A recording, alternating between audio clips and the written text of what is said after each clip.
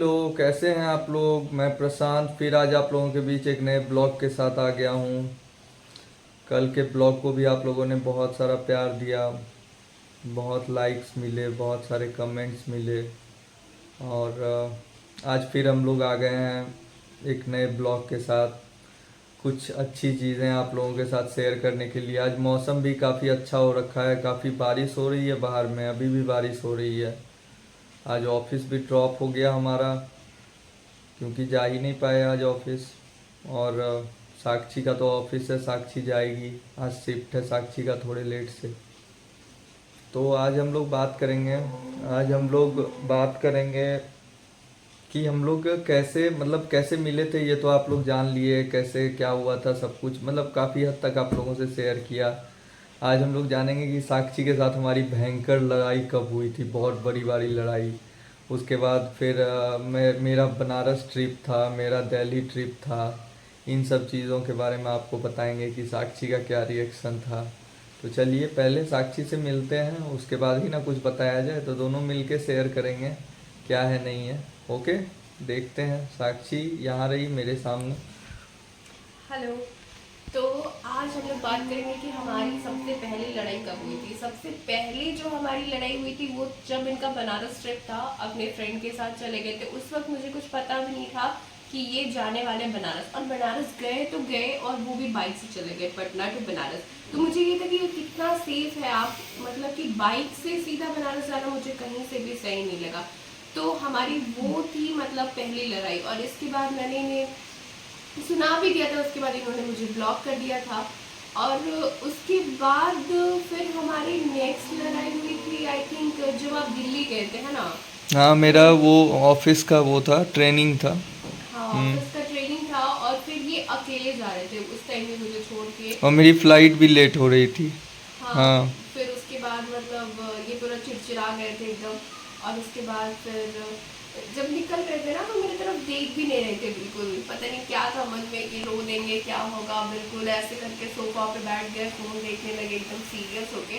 और उसके बाद फिर उठ करके जाने लगे और फिर चले गए। और फिर उस वक्त भी था कि हमारी बातचीत मतलब दूर होते हैं, थोड़े डिस्टेंस हो जाते हैं, तो पूरा मतलब दोनों सैड हो जाते हैं। और उसके बाद फिर बहुत बार कुछ एक दूसरे को बोल देते हैं, जिस वजह से हम लोग की लड़ाई हो नहीं नहीं, जाती है। एक्चुअली बात कुछ और थी।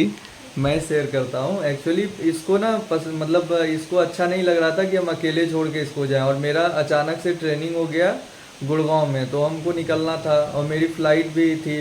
और हम इसको एक दिन पहले ही बताए थे कि साक्षी मुझे दिल्ली जाना होगा, मेरी ट्रेनिंग है। और अचानक से ऑफिस से डेट आ गया, तो हमको जाना था। तो मेरा टिकट विकेट सब हो गया था, सब कुछ। इसको हम अचानक से बताए, जो चीज़ की इसको पसंद नहीं आया। या तो फिर इसको लग रहा था हम अकेले रहेंगे पटना में, या फिर जब से रह रही थी मेरे साथ ही रह रही थी, हम लोग आपस में एक दूसरे से मिलना जुलना रोज़ हो रहा था। लेकिन अचानक से मेरा दिल्ली जाना और ये अकेले रह जाती, इस वजह से इसका बहुत गंदा वाला रिएक्शन था। हम अपना पैकिंग कर रहे हैं, कोई रिस्पांस नहीं लेना, थोड़ा बहुत कर देना, कपड़े दे देना, कुछ स्नैक्स वगैरह दे देना, लेकिन कोई बातचीत नहीं। तो बहुत देर तक हम कोशिश किए कि इसको खुश किया जाए, इसको फिर से कवर करते हैं, चलो ठीक है आ जाएंगे, 2 दिन लगेंगे आ जाएंगे। आज 2 दिन की ट्रेनिंग है, 3 दिन की ट्रेनिंग है, फिर वापस आते हैं। लेकिन इसका मूड एकदम स्पॉयल का स्पॉयल है। और लास्ट में ना हमको भी गुस्सा आ गया। गुस्सा ये आया कि चलो भाई हम जा रहे हैं, जाने टाइम कौन ऐसे करता है, एकदम मुंह बना के बैठी हुई है, सोई हुई है। हमारा पूरा पैकिंग हो गया, हम निकलने वाले हैं, इसके चक्कर में गाइज हमको दौड़ के फ्लाइट पे जाना पड़ गया। गेट बंद होने वाला था और हम चेक इन किए।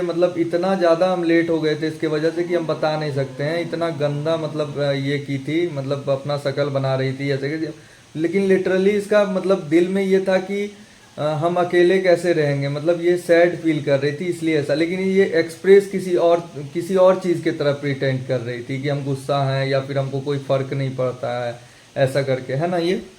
हाँ, तो मेनली हमारी लड़ाई तभी होती है, एक सबसे बड़ा रीज़न होता है जब हम लोग दूर जा रहे होते हैं और अकेले रहना होता है।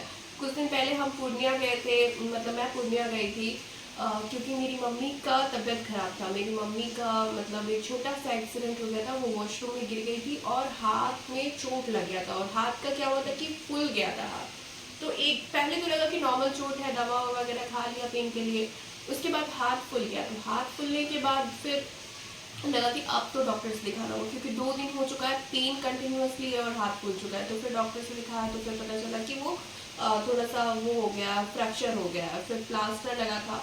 तो ऐसा सिचुएशन हो गया था, तो मुझे मतलब घर पर जाना ज़रूरी था। और ऐसी सिचुएशन में पेरेंट्स को अकेले छोड़ भी नहीं सकते, मतलब क्योंकि मतलब मम्मी खाना भी नहीं बना पा रही थी, ना ही घर की साफ सफाई हो पा रही थी, सब कुछ मतलब वैसे पड़ा का पड़ा था। और फिर एक मतलब फीलिंग्स भी रहती है कि नहीं ऐसी सिचुएशन में अकेले कैसे छोड़ सकते हैं। तो मेरा जाना मतलब इम्पॉर्टेंट था, 100% वो बहुत ज़रूरी था।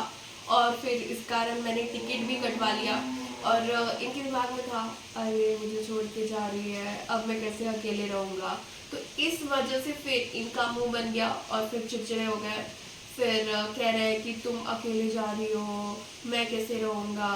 फिर उसके बाद मैं कह रही हूँ, अरे जाना तो इम्पोर्टेंट है, ऐसी सिचुएशन में नहीं गए तो क्या ही है, हम हैं ही क्यों, मतलब हम लोग मतलब बच्चे हैं, होते ही क्यों हैं पेरेंट्स के।